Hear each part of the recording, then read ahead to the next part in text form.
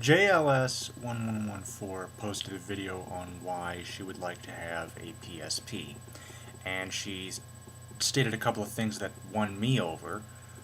The biggest thing, and I didn't know this, the biggest thing was that Sony apparently bought out Sega.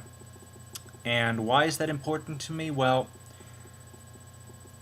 I absolutely love Crazy Taxi, and they've got, oh shoot, I think maybe I don't know if they have the original or not. I know they have Crazy Taxi 2 and Crazy Taxi Fare Wars, which are pretty much the same thing except for enhanced features.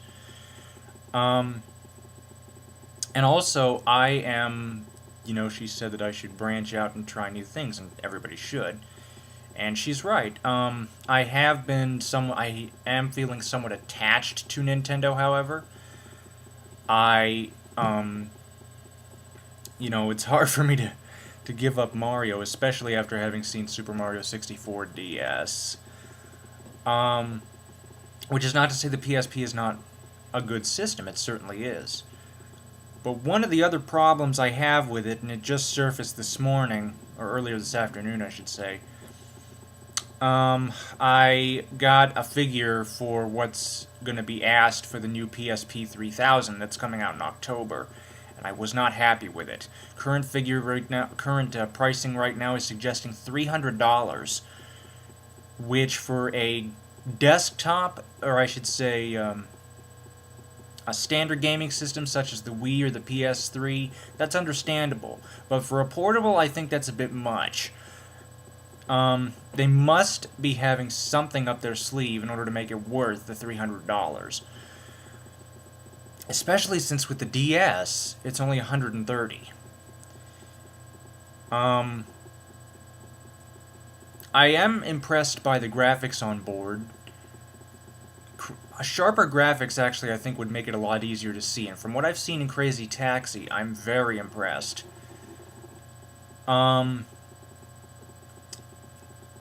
Let's see. So, would I get a PSP? Possibly. I am considering it. I haven't thrown the idea out yet. But, the issue is... Oh, the other plus I just remembered is... I've got a Memory Stick Pro Duo that's in use with my Sony Vaio UX Micro PC. It would give me another opportunity to use that. And if I do get a PSP, I have a question. There was an extra piece of software that allows me to convert movies for the PSP. Now, if anybody's familiar with software like that, could you tell me exactly what it does? Because I tossed it years ago, about a year ago, because I was thinking I would never use it. And it may be that I never will, because I might get the DS. I'm still deciding. But the big thing that I have, the big gripe that I have with the PSP, if nothing else, has to be media features that I fear would go to waste, because I already have an iPod, and I use a lot of that iPod for the media. And also the price tag. I just think that for a portable, $300 is asking a bit too much, versus $130 for the DS. The DS doesn't have an awful lot of M-rated games. At least I don't think they do, but that's a good thing, because I think the M-rated games, in a way, they need to disappear, and we need to get games... I mean, there are more games that are catered for everyone, and that's great. But I do think that the M-rated games, there's a little bit of a problem with them, and that is that younger people are buying them with their parents' permission. Essentially what's going on, I guess, is their parents are with them at the time of purchase, which I guess would qualify. And I think, maybe I might be wrong, but I don't think I am. If I am, I apologize. That younger people under the age of 18 are buying these M-rated games because they hear that they're so great. But the M-rated games, well, I mean, they're M-rated, so, think about it. Anyway, so yeah, I really don't know. I was looking at the DS and was pretty set on the DS, but now that I've seen the PSP, I am interested. But at the same time, I'm trying to decide if it's worth it to pay twice the price for the system. I'll have to wait and see what the PSP 3000 ends up being.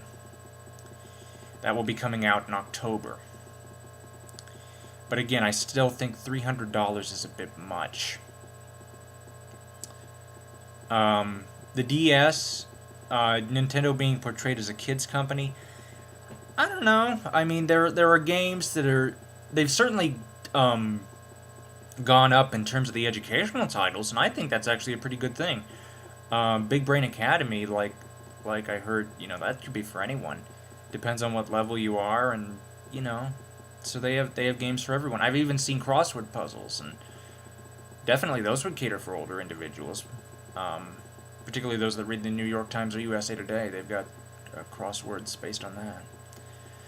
So yeah, I am in a bit of a quandary here. I don't know which to get. I like the DS, but I'm also intrigued by the PSP. But the question is it worth it to pay twice the price? Input is welcome. Thank you for your contributions, everyone, in the previous 2 videos revolving around the DS. I appreciate that. Keep them coming, please. Thank you for watching. I look forward to your input, and have a nice day.